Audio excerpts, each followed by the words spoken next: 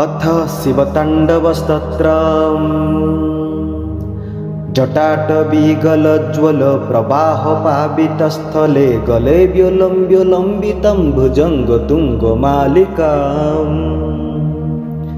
डमड्डमड्डमड्डमन्निनादवडमर्वयं चकार चण्डताण्डवं तनोतु नः शिवः शिवम्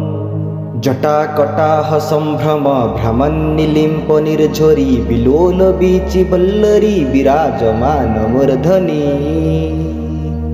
धगद्धगद्धगज्ज्वलल्ललाटपट्टपावके किशोरचन्द्रशेखरे रतिप्रतीक्षणं मम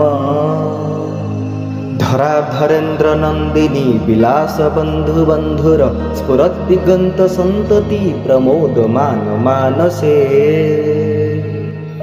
कृपाकटाक्षधोरणी निरुद्धदुर्धरापदि क्वचिद्दिगम्बरे मनो विनोदमेतु वस्तुनि जटाभुजङ्गपिङ्गळ स्फुरत्फणामणिप्रभा कदम्बकुङ्कुमद्रवप्रलिप्तदिग्वधूमुखे मदन्धसिन्धुरस्फुरत् त्वगुत्तरीयमेदुरे मनोविनोदमद्भुतं बिभर्तु भूतभर्तरी सहस्रलोचन प्रभृत्य शेषलेखशेखर प्रसूनिधूलिधोरणी विधूसराङ्घ्रिपीठभू भुजङ्गराजमालय निबद्धजाटजूटक श्रियैचिराय जायतं चकोरबन्धुशेखर ललाटचत्वरज्वलद्धनञ्जय स्फुलिङ्गभानिपीतपञ्चसायकं नमन्निलिम्पनायकम् सुधामयूखलेखया विराजमानशेखरं महाकपालिसम्पदे शिरोजटालमस्तु न करालभालपट्टिका धगद्धगद्धगज्ज्वलद्धनञ्जय हितीकृत प्रचण्डपञ्चसायके धराधरेन्द्रनन्दिनी कुचाग्रचित्रपत्रक प्रकल्पनैकशिल्पिनी त्रिलोचने मतिर्मम नवीनमेघमण्डले निरूधदुर्धरस्फुरत् कुहूनिशेथिने तम प्रबन्धबन्धुकन्धर निलिम्पनिर्झरीधरस्तनोतु कृतिसिन्धुर कलानिधानबन्धुर श्रियं जगद्धुरन्धर प्रफुल्लनीलपङ्कज प्रपञ्चकालिमप्रभा विलम्बिकण्ठकन्दली रुचिप्रबद्धकन्धर स्मरच्छिदं पुरच्छिदं भवच्छिदं मखच्छिदं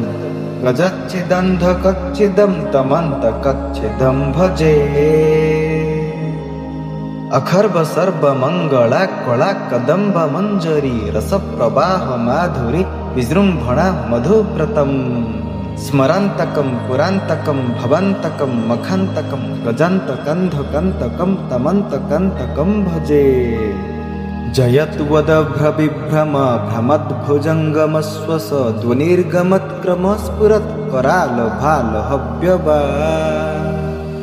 धिमिद्धिमिद्धिमिध्वनन् मृदङ्गतुङ्गमङ्गल ध्वनिक्रमप्रवर्तित प्रचण्डताण्डवः शिव दृशद्विचित्रतल्पयोर्भुजङ्गमौक्तिकस्रजोर्गरिष्ठरत्नलष्ठयो सुहृद्विपक्षपक्षयो तृणारविन्दचक्षुषो प्रजामही महेन्द्रयो समप्रवृत्तिकः कदा सदा शिवं भजाम्यहम् कदा निलिम्पनिर्झरी निकुञ्जकोटरे वसन् विमुक्तदुर्मतिः सदा शिरस्थमञ्जलिं वहन् विलोललोललोचनो ललामभाललग्नकः शिवेति मन्त्रमुच्चरन् सदा सुखी भवाम्यहम् इमं हि नित्यमेव मुक्तमुत्तमोत्तमं स्तवं पठन् स्मरन् ब्रुवन्नरो विशुद्धिमेति सन्ततम् हरे गुरौ सुभक्तिमासु याति नन्यथा गतिं विमोहनं हि देहिनं सुशङ्करस्य चिन्तनं विमोहनं हि देहिनं सुशङ्करस्य चिन्तनम् पूजावसन समये दशवक्त्रगीतं जः शम्भो पूजनापरं पठति प्रदोषे। तस्य स्थिरं रथगजेन्द्र तुरङ्गयुक्तं लक्ष्मी सदैव सुमुखं प्रददाति शम्भुः।